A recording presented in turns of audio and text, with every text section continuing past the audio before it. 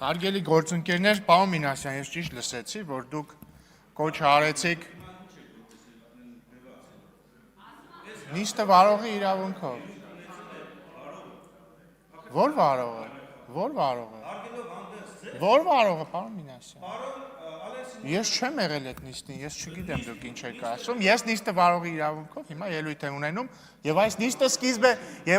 սկիզբ է առել այսօր առավոտյան ժամը 10-ին։ Պարոն Մինասյանը կոչ է անում մեզ դիտարկել այն վարկածը, ըստ որի հոկտեմբերի 27-ը կազմակերպել է թուրք-ադրբեջանական տանդեմը։ Ես ճիշտ եմ հասկանում, որ պարոն Մինասյանը կոչ է անում դիտարկել այն վարկածը, ըստ որի թուրք-ադրբեջանական տանդեմը Ռոբերտ Քոչարյանին Հայաստանում տրվել է անսահմանափակ իշխանություն։ Որովհետև եկեք համաձայնենք, Ռոբերտ Քոչարյանը 1999 թվականի հոկտեմբերի 26-ին անգլիական թագուհի էր, իսկ եւ հոկտեմբերի 27-ին, 28-ին, 29-ին եւ այդպես շարունակ դարձավ Հայաստանի լիիրված բռնապետ։ Շատ լավ դիտարկենք այդ տարբերակը։ Դա նշանակում է, որ թուրք-ադրբեջանական տանդեմը Ռոբերտ Քոչարյանին անգլիական թագուց վերածել է բռնապետի, որը հետագայում 10 տարի հետո էլ Հայաստանի մայրաքաղաքում այնպես արեց, որ կամ իր հրամանների արդյունքում ստեղծվեց մի իրավիճակ, որ 10 հոգի սպանվեց։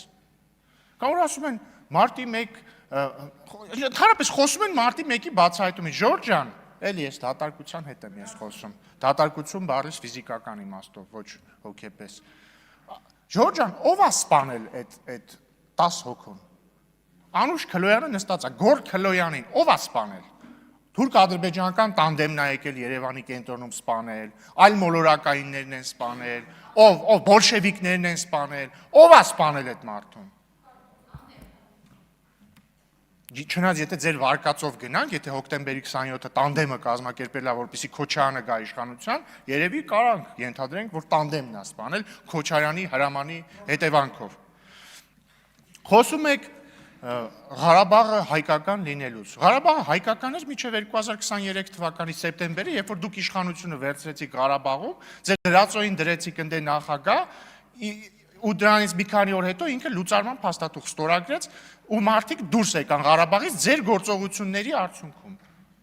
Դուք եք այնպես արել, որ Ղարաբաղը դադարի լինել հայկական, ձեր գործողությունների արդյունքում։ Ու երբ որ մենք դրան նախորդող տարիներին խոսում էինք հնարավոր լուծումների մասին, ոչ թե ձեր հեքիաթների մասին, այլ հնարավոր լուծումների մասին, այնպես անել, որ մարդիկ մնան այնտեղ, շարունակեն ապրել իրենց հայրենիքում, դուք մեզ անվանում եք դավաճան, թրքասեր, չգիտեմ, ադրբեջանասեր, պարոն Մինասյանը էլ ինչ բնորոշիչներ օգտագործեց են հին դաշնակցական պլաստիկայի համեմատ, էլի, թրքասեր, դավաճաններ, եսի միջեր եւ այլն։ Այդ դուք դա մեզ ասելով եք զբաղված, երբ որ մենք ասում ենք Ժորժ ջան, եկեք իրենց անենք, այս մարդիկ կարողանան շարունակել ապրել Ղարաբաղում։ Դուք ասում եք, չէ, այդ դավաճաններ, ոնց եք հանդգնում չխոսել նրա մասին, որ 7 շրջանները պետք է շարունակեն լինել Լեռնային Ղարաբաղի մաս, որովհետև դա սահմանադրության մաս է Լեռնային Ղարաբաղի։ Կամ ասում եք, այդ դավաճաններ, ոնց ես դուք անկախությունից չեք խոսում Ղարաբաղի։ Արդյունքում ինչ ա եղել, հիմա դուք եկել ստեղ, ձեր դաշնակցական բնավորության համաձայն լացուկոց եք դրել, ասում եք վերադարձի իրավունք, չէ, մենք այլ հարց չենք դնում, վերադարձի իրավունք, այդ ձեր ցավը տամ, այդ մարդիկ ընդեղ էին, վերադարձի կարիք չկար, ինչ եք մենք մեզ դավաճան ասում, երբ որ մենք փորձում ենք նենց անենք, որ այդ մարդիկ մնան այդտեղ։ Դե ես հարցի պատասխանը գիտեմ ինչի, այդ հարցի պատասխանը գրված է 004 շրջաբերականում, գրած է, որ սկզբից պետք է Ղարաբաղում իշխանափոխություն անենք, հետո Հայաստանում իշխանափոխություն անենք, հետո այնպես անենք, որ հավանական սցենարում, երբ որ երաշխավորը որոշի ուղիղ իրեն ենթարկեցնել Ղարաբաղը, Ղարաբաղի եւ Հայաստանի ճակատագիրը որոշվի որպես մեկ ամբողջություն, եւ որ արկա իրավիճակում եւ մեր այս ժամանակներում մեկ-մեկ պետք է լինում ինքնիշխանության մակարդակը նվազեցնել։ Այդ դրա համար էլ այս ամինչը արել եք, դրա համար էլ այս ամինչը անում եք, դրա համար էլ Եռագլուխ կուսակցությամբ միավորվել եք են Կալուգացու հետ, մեկել են Բելարուսամետի հետ եւ ուզում եք երկիրը տանեք ձեր սիրած 004 շրջաբերականի ճանապարհով։ Մենակ ես չեմ հասկանում, ոնց կարող է ձեզ դաշ չլինի, դուք ոնց կարող եք չտեսնեք կամ չնկատեք, որ ասենք այդ երաշխավորը, որը երաշխավորում էր, որը չգիտեմ ինչ պետք է աներ, այդ երաշխավորի աշկերի առաջ մի ամբողջ ժողովուրդ ստիպված եղավ լքել իրենց տները։ Ոնց դուք չեք նկատում ու ոնց չեք գոնե ինչ որ փոփոխություններ մտցնում ձեր դավաճանական 004 շրջաբերականի մեջ, որ գոնե մի քիչ ավելի քիչ դավաճանական լինի։ Չնայած այդ հարցի պատասխանն էլ գիտեմ, բայց դուք ով եք, որ ընդհանրապես փոփոխություն մտցնեք։ Այդ 004 շրջաբերականը դուք չեք գրել, այդ 004 շրջաբերականը գրել ձեզ տվել են։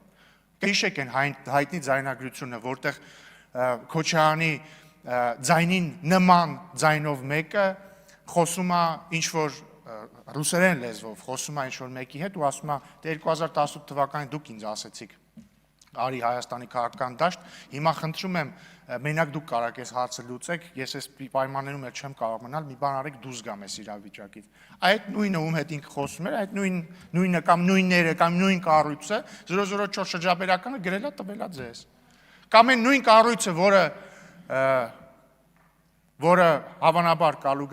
Կալուգա քաղաքի հարկայինի պետի տեղակալին հանձնարարել է, որպեսզի նա հանձնարարի Կալուգացի մի քաղաքական գործչի, որ ինքը գա Հայաստան ու էլի ձեր հետ սենց խաղեր տա, հետո չգիտեմ ինչեր անի, այդ նույնն է ձեզ 004 շրջաբերականը տվել։